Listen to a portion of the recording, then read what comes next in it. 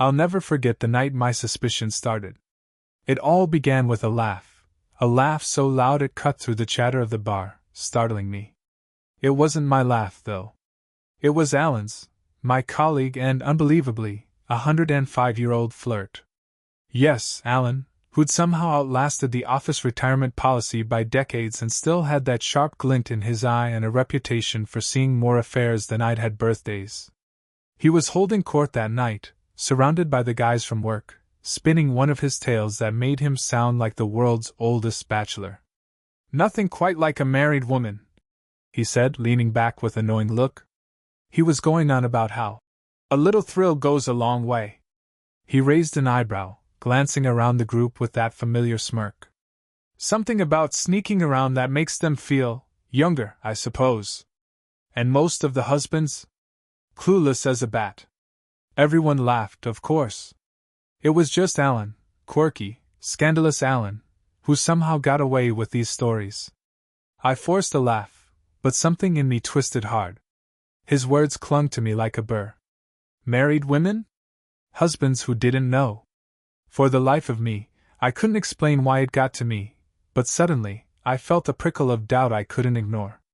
I took a long gulp of my beer, trying to drown the thought, but my mind kept circling back. I'd been married to Sarah for 5 years, and sure, things had their rough patches. But she'd been so different lately, staying out late, texting more, and hiding her screen when I walked by. I'd brushed it off, but now, it was all I could think about. "Married women, huh?" I asked, trying to sound casual, though I could feel my pulse pounding in my ears. "Isn't that risky?" Alan shrugged, his eyes twinkling. "Life's short, my friend. Some of us don't have time to waste." He chuckled, but his voice dropped as he added, "Besides, the husbands never know. Poor saps." I laughed with him, but that was the moment I knew I couldn't laugh it off anymore. Alan's words echoed in my head the whole drive home. Every late night Sarah had claimed was for work. Every secretive look she gave her phone, all of it came rushing back, heavy and impossible to ignore. The doubt crept in and took root, growing stronger with each passing day. I started paying closer attention, feeling half crazy as I studied Sarah's every move. I'd always prided myself on trusting her. We'd always been solid like that, or so I thought. But now, every text she hid, every excuse that didn't add up, every quick glance at her phone made me wonder if I'd missed something huge right under my nose. I didn't know where to turn, so I found myself bringing it up with Alan again. He was in the break room, sipping his coffee like any other day, probably thinking about the next story he'd tell us after work. I could feel my stomach twisting just sitting across from him. "So, Alan," I started, trying to keep my tone light. "Hypothetically, what would you do if you thought, that your wife was hiding something?" Alan's eyes sparkled with that ever-present mischief. "Hypothetically? Or are we talking about Sarah?" he asked with a grin. Before I could answer, he leaned in. "Tell you what, why don't we test the waters?" I frowned, not quite sure where he was going with this. "I mean," he continued, clearly entertained by my discomfort, "I could, flirt a bit. See if she takes the bait." He chuckled, shaking his head. "Wouldn't be the first time I've done it. Just a bit of fun." At first, I wanted to tell him to back off. It felt crazy, even to suggest it. But the idea simmered, and as much as I hated to admit it, I was desperate enough to consider it. If she really was hiding something, then wouldn't a harmless little test prove it? "All right," I said before I could talk myself out of it, my voice a low mutter. "Just don't go overboard. I just want to see if she'd even be interested." Alan just grinned, giving me a wink. "I'll be a gentleman," he promised, though I had a feeling gentleman meant something different to him. The next week was excruciating. I'd agreed to this whole insane plan, and now, every time I saw Alan, I felt a rush of regret, like maybe I'd unleashed something I couldn't control. Alan seemed almost too eager, already cracking jokes about how women like Sarah are a rare find. He assured me he'd keep things discreet, but I'd seen him work a room. He was anything but subtle. A couple of days later, Alan started filling me in on his progress, keeping his tone low and glancing around like we were plotting a heist. Apparently, he'd struck up casual conversations with Sarah at our usual after-hours hangouts, and she hadn't seemed bothered by it. "Friendly enough," he said with a shrug. "But nothing wild. I'm easing her into it." I clenched my jaw, trying to shrug it off, but his smirk was impossible to ignore. It felt like a game to him, and I hated that he was the one in control. But if Sarah really was faithful, then this little test would be harmless. I kept telling myself that over and over, hoping to believe it. A week later, Alan pulled me aside at work, an odd gleam in his eye. "So, your wife agreed to meet up with me," he said in a low voice, grinning. "We're grabbing drinks tomorrow. Don't worry, I'll be on my best behavior." I felt my stomach drop. She'd actually agreed? I forced myself to laugh, to brush it off like it was no big deal, but Alan must have noticed the panic creeping in. He clapped me on the shoulder and leaned in. "Relax, man. It's probably innocent. People get lonely, maybe she just wants some attention." I nodded, pretending I was okay with it. But I wasn't. At all. The next night, I sat at home, staring at the clock as Alan's friendly drink with my wife stretched longer and longer. I fought the urge to call her, to demand an explanation, but part of me didn't want to know. Hours later, she finally came home, her expression unreadable, and I forced myself to act normal. She mentioned she'd run into a friend while out, and that was it. No more detail, nothing for me to go on. The secrecy felt like a punch in the gut. The following week, I caught Alan grinning at me from across the break room. He raised his coffee and a mock toast and said, "She's great, you know. Really interesting to talk to. I can see why you married her." My mind raced. Was he being serious, or was he just messing with me? But when I pressed him, he didn't say much more. He kept it vague, laughing it off. And over the next few days he kept filling me in, little by little, feeding me crumbs that only made my anxiety grow. And then, he stopped talking about it altogether. Days turned into weeks, and Alan kept up his usual routine, chatting with me about sports, work gossip, and random stories like nothing had changed. He'd completely stopped mentioning Sarah, as if their little rendezvous had never happened. Meanwhile, my paranoia was in overdrive, gnawing at me every time she left the house, every time I saw her glance down at her phone with a faint smile. I tried asking him outright one day, cornering him by the copy machine. "So, you and Sarah still meeting up?" I asked, trying to sound casual, though my voice was tight. Alan just smirked, barely looking up as he tapped at the copier. "Oh, here and there. Like I said, she's a nice woman. Good company. That's it." I pressed, my frustrations slipping through despite my best efforts. He raised an eyebrow, looking at me with a glint of amusement. "What else would there be?" He leaned in slightly, his voice a conspiratorial whisper. "Listen, if there was something more, I'd tell you. I'm your friend." He gave me a playful shove, but I wasn't buying it. After that, I felt trapped. I'd set this whole mess into motion, and now I couldn't get a straight answer. Every question just led to another vague response, more teasing, more of that smug smirk that was beginning to drive me mad. And the more he held back, the more suspicious I became. Then, one night I came home from work to find our house had been broken into. Drawers were open, some of Sarah's jewelry was missing, and a few other valuables had been scattered. We called the police, and I tried to stay calm, but my head was spinning. Was this random? Or was there some angle to it I hadn't yet figured out? After the police left, I found myself staring at Sarah, who seemed unusually shaken. She clutched her phone tightly, watching as the officers packed up and drove away. And just for a moment, I caught her glancing out the window in a way that made my skin crawl, almost like she knew more than she was letting on. That night, as I lay in bed unable to sleep, I realized I needed to take things into my own hands. If I wanted the truth, I was going to have to find it myself. The next morning, I decided it was time to go all in. I went out and bought a couple of discreet security cameras, the kind that could be hidden around the house without drawing attention. If someone was sneaking around, or if Sarah was hiding anything, I'd know soon enough. I set one up in the living room, angled just right to catch anyone coming or going through the front door. Another one in the hallway, with a clear view of the stairs. For a few days, nothing unusual happened. I tried to act normal, pretend I wasn't waiting for something to be caught on camera, but I was constantly on edge. My nerves were shot, and I was barely sleeping. Even at work, I found myself checking the footage on my phone just to ease my mind. Every time I saw Sarah go about her routine, looking perfectly innocent, I wondered if I was losing it. And then, one afternoon, something finally stood out.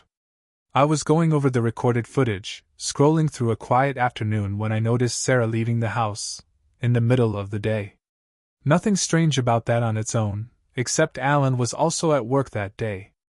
I had checked the schedule myself, hoping to keep tabs on his hours just in case. So where was she going? I couldn't resist. That gnawing curiosity, that need to know, drove me out the door and into my car before I'd even thought it through. I started tailing her, keeping a few car lengths behind.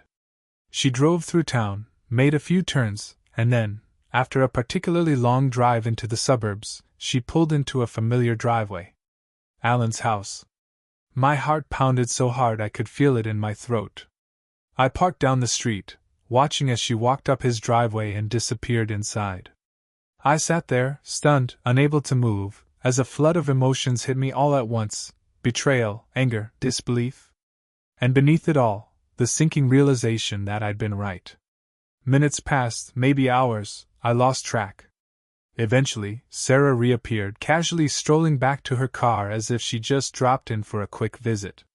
She didn't even glance around to see if anyone was watching. I ducked low in my seat, my mind whirling as I waited for her to drive away. When she was gone, I finally started my car, my hands trembling on the wheel. I had my answer, but it wasn't enough. The anger bubbling up inside me demanded something more, something that would show her exactly how this felt. And then, an idea struck me, a way to hit her where it would hurt the most. The idea simmered in my head until it became irresistible. If Sarah could betray me, then I could show her what betrayal really felt like. I knew exactly how to do it, too, with someone she couldn't stand, someone who would drive the knife in just as deep for her as she had for me, my ex, Lisa. Sarah had always despised Lisa. Any time Lisa's name came up, Sarah's jaw would tighten, and she'd start picking apart every little flaw she could remember. The two of them couldn't be in the same room without icy glares and awkward tension. Inviting Lisa over would be like a slap in the face, a blatant signal that I didn't care anymore. So I reached out. I hadn't spoken to Lisa in a while, but I knew she'd jump at the chance to help. She'd always enjoyed stirring things up, and this was exactly the kind of situation she'd revel in. I called her up, explained the situation, well, as much as I was willing to share, and invited her over, emphasizing that she should be there around the time Sarah usually got home.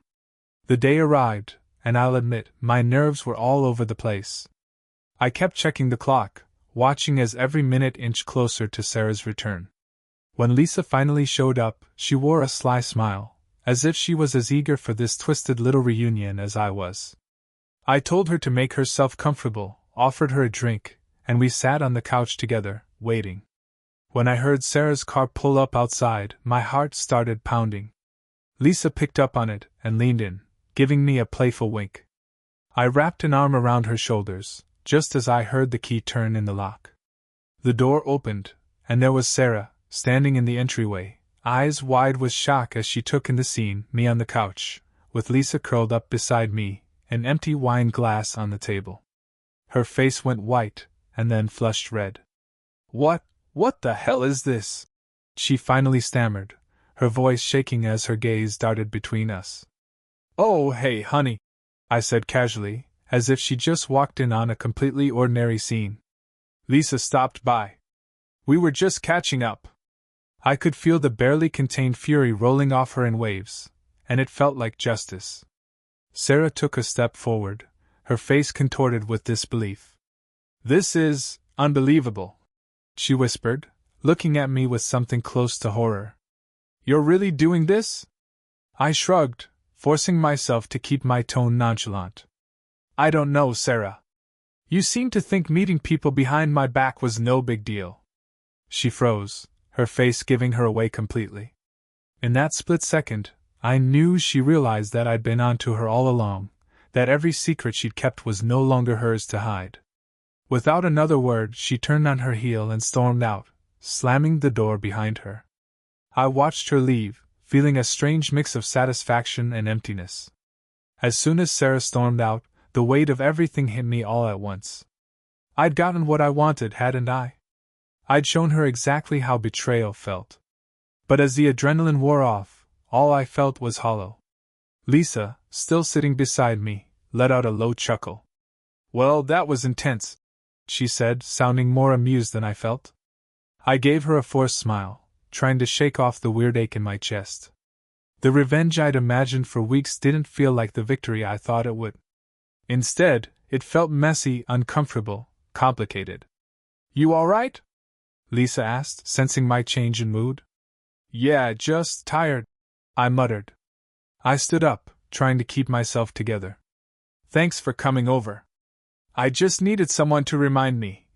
I trailed off, not sure what I was even trying to say. She raised an eyebrow but didn't press. "Anytime. I'm always here to stir things up if you need it." She smirked, standing up and grabbing her coat.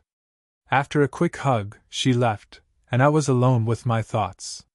The house was too quiet now. I glanced around, feeling the emptiness in a way I hadn't before. Every room seemed to echo with memories of the life Sarah and I had built, now tainted by all the secrets, the lies. The anger was gone, replaced by a cold, aching realization that I'd crossed a line I couldn't uncross. A few hours later, I was lying awake in bed when I heard Sarah's car in the driveway. I didn't move, didn't even look at the clock. She walked in quietly, almost tiptoeing, as if she didn't want me to hear her. I listened as she moved through the house, each soft footstep amplifying the tension hanging between us. Eventually, I couldn't stand it anymore.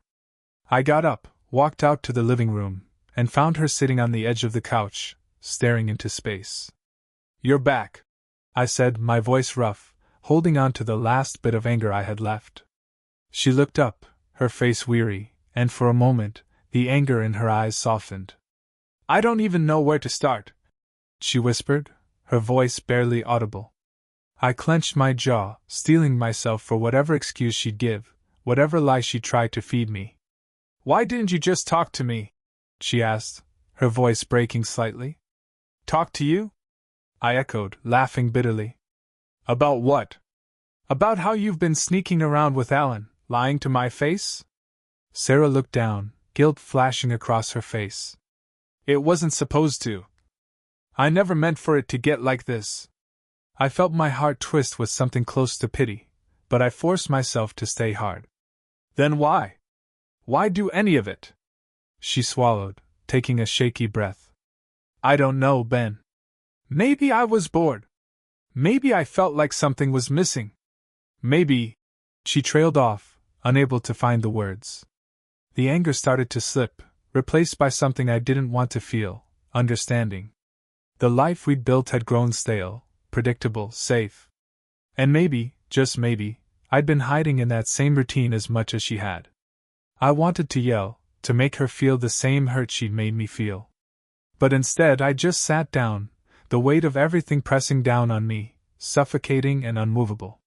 Finally I looked at her and said, "Is there anything left, Sarah? Anything real?" She looked back at me, her eyes glassy with tears she refused to shed. "I don't know, Ben. But I want to find out. I want to try." And so, as the first rays of morning light crept through the windows, we sat there together, two broken people, trying to piece together the life we'd shattered. The following days were an odd mix of tension and cautious effort. Sarah and I had agreed to try, to see if anything was left worth saving. But every glance, every small interaction between us, carried the weight of all we hadn't said, all the secrets and resentments that had built up over time. We'd set some ground rules. She would cut ties with Alan completely. No more lies, no more hidden texts or mysterious work dinners. I promised to do the same, to let go of my own suspicion and paranoia. It sounded good in theory, but trust isn't something you can just decide to rebuild. Every time she looked at her phone, every time she came home late, I felt that old doubt creeping back, gnawing at me. One evening, as we were cleaning up after dinner, Sarah broke the silence. "I know it's going to take time," she said, her voice quiet. "But thank you for giving us a chance." I wanted to say something reassuring, but the words felt empty. "Yeah," was all I managed, feeling the awkwardness stretch between us. To bridge the distance, I suggested we do something together, something we hadn't done in a while. So, the next Saturday, we went out for a hike, just the two of us, no distractions, no phones. It was something we used to love, but somewhere along the line, we'd stopped making time for it. We walked in silence for a while, letting the fresh air and the simple rhythm of our steps ease the tension. As we reached a clearing with a view of the valley below, Sarah looked over at me. "I'm sorry," she said, the words soft but carrying a weight that felt tangible. I nodded, swallowing hard. "I know. I am too, for everything." I hadn't exactly been a model husband these past months, especially with the way I'd let revenge cloud my better judgment. For the first time in what felt like years, we talked. Really talked. About the little things that had slipped through the cracks, the things we'd buried under routine and familiarity. She admitted that she'd felt lost in the monotony of our life, missing the spark we used to have. I admitted that I'd taken our relationship for granted, assuming it would keep itself going. The hike became something more, a long, winding conversation, where all the pieces we'd hidden from each other came out into the open. By the time we got back to the car, I felt something I hadn't felt in ages: relief. Maybe even a sliver of hope. In the following weeks, we found small ways to reconnect. We tried new things, revisited places we hadn't been to in years, like our old coffee spot, the park where we'd shared our first kiss. And slowly, a fragile new version of us began to emerge. One night, as we sat together watching a movie, I glanced over and caught her looking at me. This time, there was no guardedness, no hidden agenda, just a softness, a realness that felt like coming home. Maybe we weren't perfect. Maybe we never would be. But as I held her hand, I realized that we were both choosing to be here, to start over. And that was enough. Over the next few months, our lives found a new, unsteady rhythm. We weren't pretending that things were magically fixed. Too much had happened for that. But there was an honesty between us now, an openness that hadn't been there in years. Every conversation, every shared moment felt like a small step towards something better. We both took turns, in a way, rebuilding the foundation we'd let crumble. Sarah made an effort to show me where she was going, who she was meeting, without me even asking. I kept my paranoia in check, forcing myself to believe her and let go of that obsessive need to monitor her every move. We promised to keep this pattern up and to talk as soon as any frustration or doubt crept back in. Some days it felt like a struggle, but we were both trying, maybe harder than we ever had before. One evening, she suggested we go out to dinner at a new place in town. A fresh start, she'd called it. It sounded corny, but the idea hit me right. We dressed up and went, laughing at how we felt almost like strangers getting to know each other again. During dinner, we talked about the dreams we'd had when we first married, the things we'd wanted to do but had buried under the weight of routine. Toward the end of the meal, she looked across the table, her face thoughtful. "I never thanked you," she said, her voice soft. I raised an eyebrow. "For what?" "For not giving up on us, even when you had every reason to." She took a shaky breath, her gaze steady. "I know what I did hurt you. And I know I can't erase it, but I just want you to know I see that. I see what you've done to make this work. I see you, Ben." Her words hit me like a wave. I hadn't realized how much I needed to hear that. I reached across the table, taking her hand in mine. "I see you too, Sarah," I replied, and for the first time, I truly meant it. We were in this together, both scarred but willing to start over. The nights following that dinner felt different. When we talked, the conversation flowed naturally, without tension hanging in the air. We spent more time laughing, finding reasons to stay up just a little later, watching our favorite movies or sharing stories from our day. It was like I'd gotten my best friend back, the person I'd fallen in love with years ago. One weekend, we took a spontaneous trip to the coast, just the two of us. No schedules, no plans, just a couple of days to unwind. Standing on the beach together, watching the waves crash against the shore, I felt something inside me settle.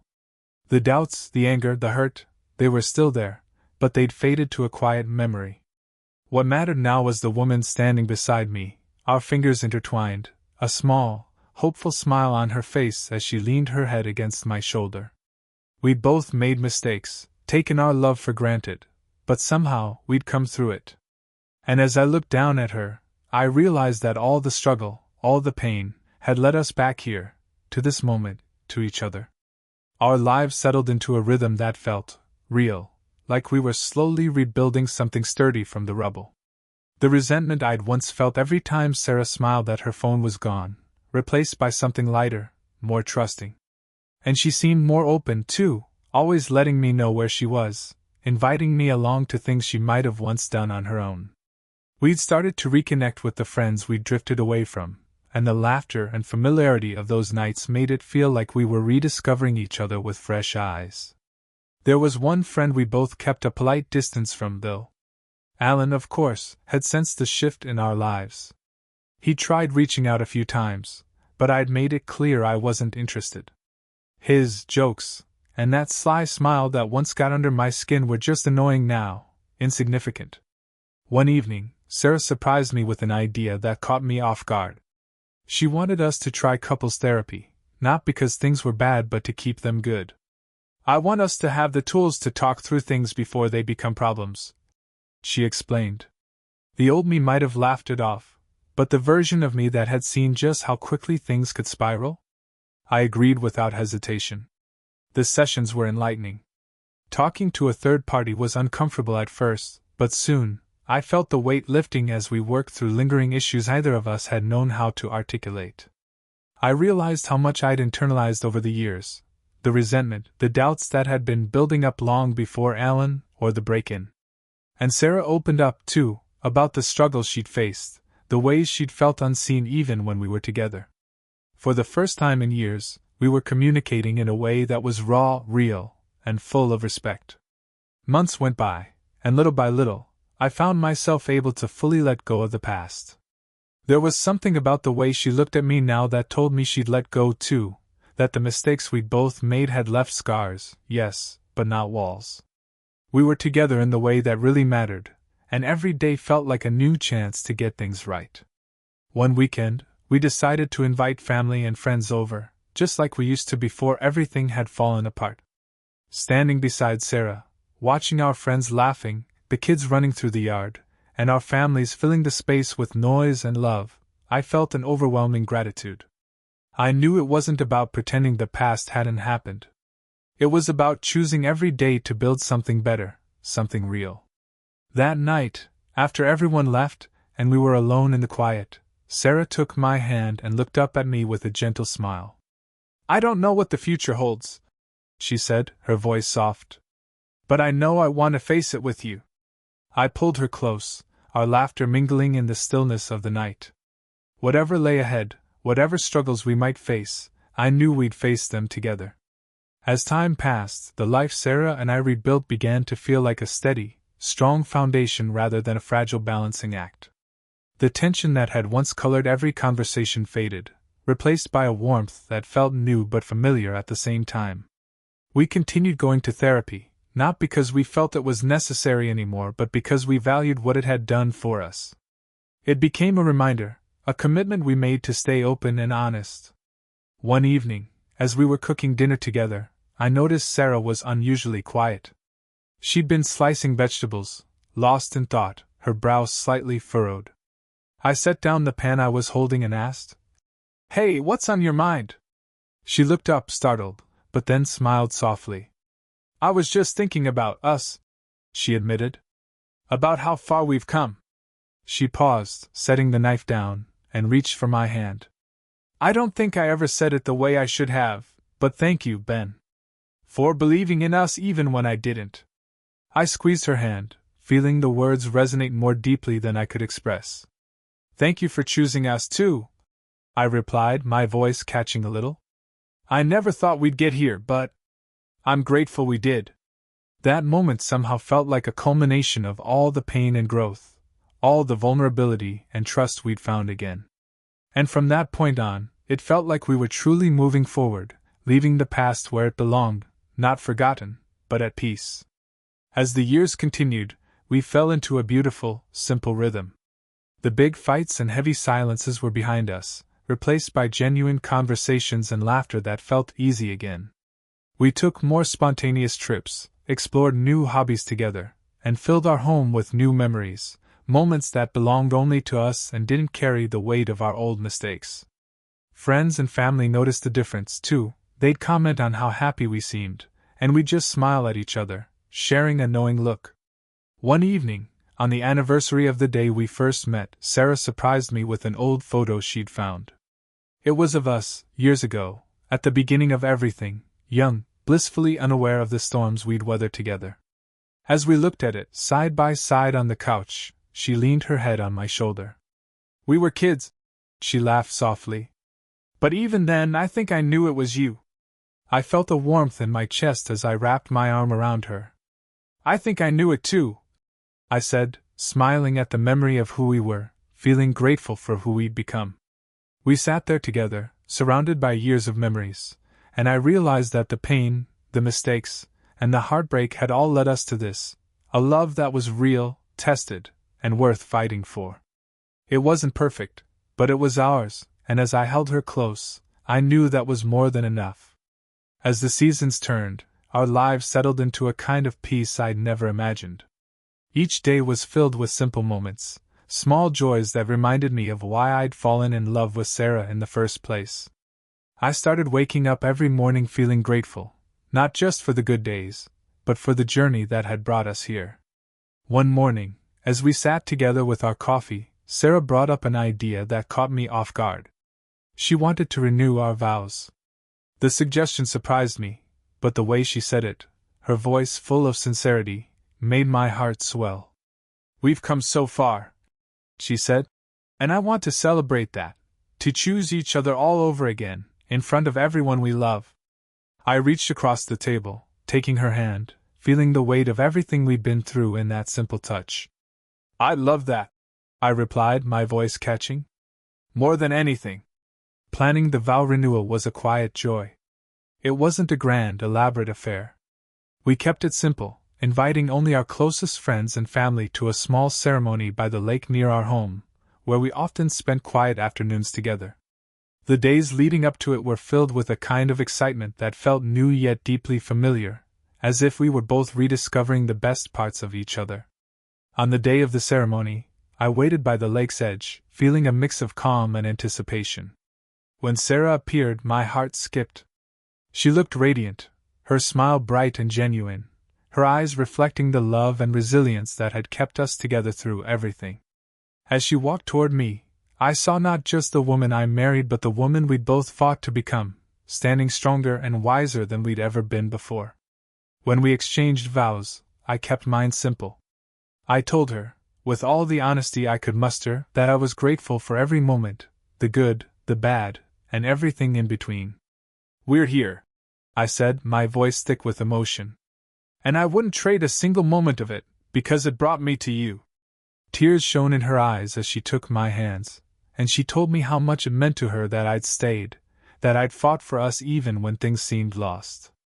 You're my choice, Ben, she whispered, her voice full of emotion. Now and always.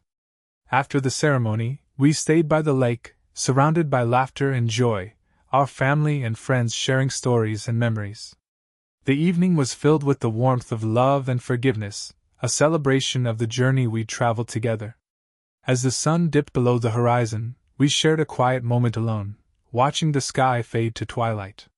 You know, Sarah murmured, resting her head on my shoulder, I'm so grateful we went through all of it. I don't think I could love you this deeply if we hadn't. I smiled, pulling her close, feeling a peace I hadn't felt in years. Me too, I replied, my voice soft. It's strange, isn't it? How something that once felt so broken could turn into something so whole. She nodded, her fingers laced with mine.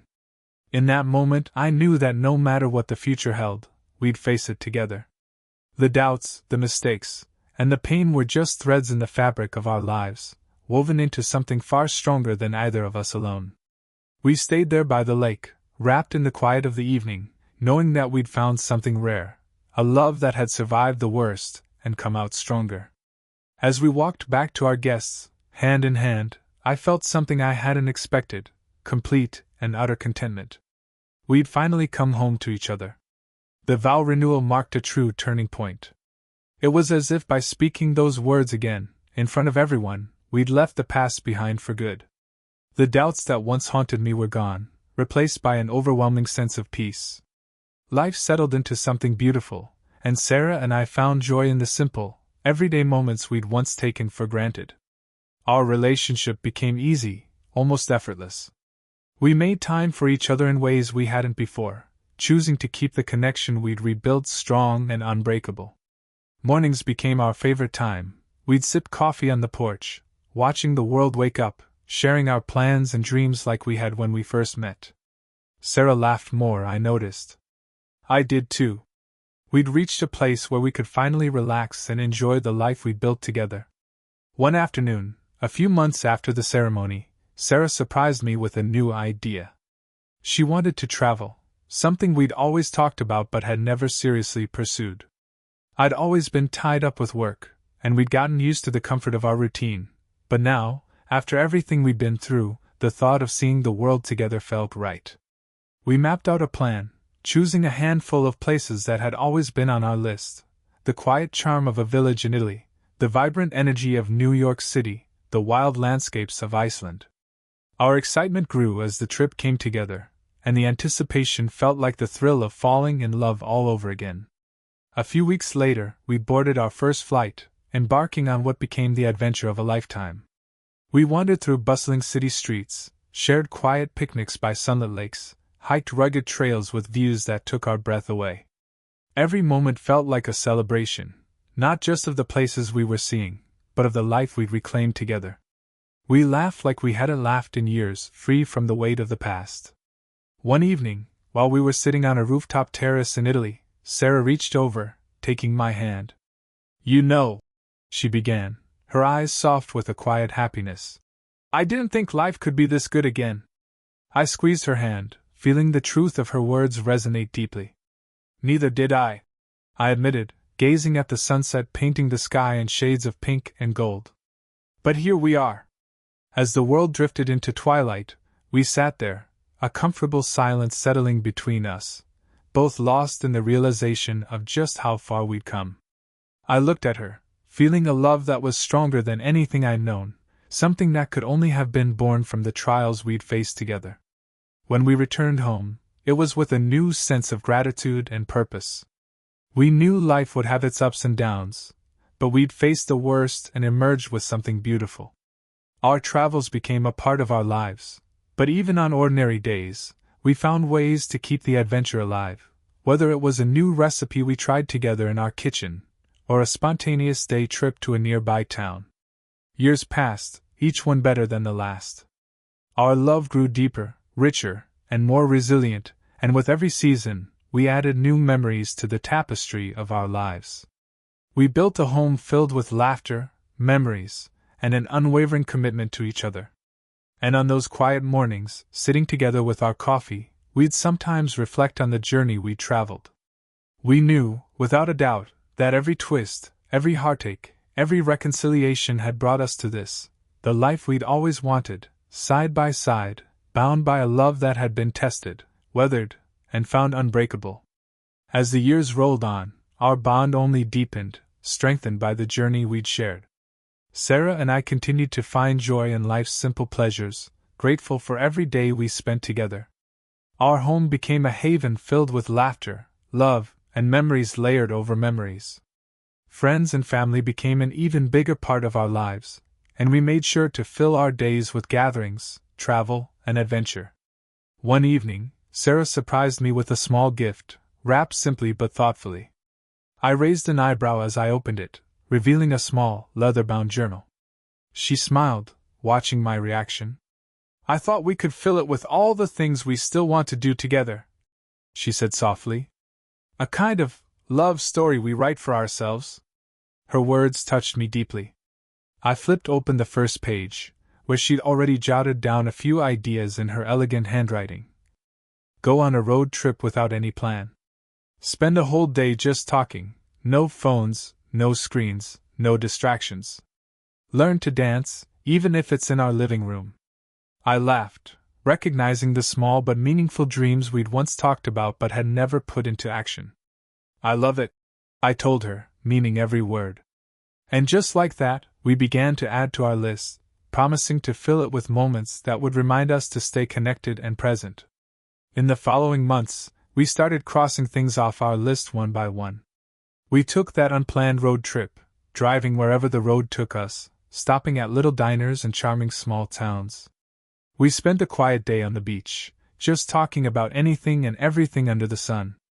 And one winter evening, I set up our living room as a makeshift dance floor. We put on some music and swayed together, laughing as we stumbled through awkward steps. It wasn't graceful, but it was perfect. The journal became a testament to the life we built, a collection of adventures, inside jokes, and shared dreams. Over time, the pages filled with memories that carried as much weight as any vow or promise. The simple things, morning coffees, long walks, spontaneous dances, had become the core of our happiness. Looking back, I realized that the struggles we'd faced had transformed us, deepening our love and our understanding of each other. They'd taught us to be patient, to forgive, and to appreciate every precious moment together. One evening, as we sat by the fire, Sarah resting her head on my shoulder, I found myself flipping through the journal. Each entry, each memory, was a reminder of how far we'd come. "Thank you," I whispered, my voice thick with emotion. "For what?" she asked, looking up at me, a gentle smile on her face. "For sticking with me, for choosing me, over and over again." I held her hand, feeling that familiar warmth, the assurance that I'd been lucky enough to find love that was truly worth fighting for. She squeezed my hand, her eyes glistening. "Thank you too," she said softly. "For forgiving, for being patient, for everything." In that quiet moment, I knew there was nothing more I could ever want. We built a life together that was resilient, a love story written through every struggle and every joy. And as we sat there, wrapped in each other's warmth, I realized that this was our happily ever after, not a perfect life, but one that we'd made perfect by choosing each other, day after day, year after year. As we grew older, that little journal became our shared treasure, filled with memories and dreams. We kept adding to it, even as our steps slowed, even as our hair turned silver. It held stories of every adventure, every quiet moment, every laugh we'd shared. And on days when the world felt heavy, we'd pull it out together, flipping through the pages and reliving all the moments that defined us. One winter evening, as a snowstorm whirled outside, Sarah pulled the journal from its spot on the shelf. We settled into the warmth of the living room, wrapped in blankets, and began reading through each entry like it was a novel of our lives. We laughed, reminisced, and paused over entries that brought back especially cherished memories. As the fire crackled beside us, Sarah turned to the last entry we'd written. It was one we jotted down recently. Take one last big adventure together. Somewhere new. Somewhere breathtaking. We dreamed about it, wondered what it would be like to explore a place we'd never been before. A wistful smile crossed her face. "I still want to do this, you know," she whispered, her hand resting on the page. I nodded, squeezing her hand.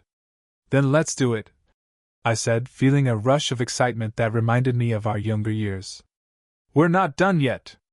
The following spring, after months of planning, we set off for our final big adventure together, this time to a place that had been on our list for years, the Scottish Highlands. The sweeping landscapes, the mountains, the mist, it was a place that felt as timeless as our journey together. When we arrived, it was even more breathtaking than we'd imagined. We wandered through ancient castles, stood on cliffs overlooking misty valleys, and walked for hours in quiet wonder, hand in hand. We stayed in a cozy little cottage, its fireplace crackling as we sipped tea and shared stories late into the night. One morning, on a mist-covered hill, we stopped to take in the view. Sarah leaned into me, her head resting on my shoulder, and I felt the warmth of her hand in mine. We stood there in silence, just two souls who'd been through everything together, who'd loved, forgiven, and chosen each other through it all. "Do you remember that vow renewal by the lake?" she asked softly, a smile in her voice. "How could I forget?" I replied, my voice full of love. "I'd do it all over again. 1,000 times."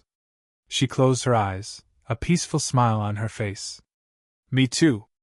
In that moment, with the wind swirling around us and the endless green stretching out below, I knew we'd come full circle. Every trial, every moment of doubt, every choice to love despite the pain, it had all led us here, to a love that was complete, unbreakable, and whole. We returned home with a full heart and a full journal, ready to embrace the quieter days ahead. In the years that followed, our love remained our anchor, a love that was a testament to all we'd endured, all we'd cherished. And as we continued our days together, I knew that we'd written a love story like no other, one that would stay with us forever, woven into every memory, every promise, and every precious, shared breath. Thanks for watching. If you enjoyed it, hit like and leave a comment with your favorite part. We'd love to hear your perspective.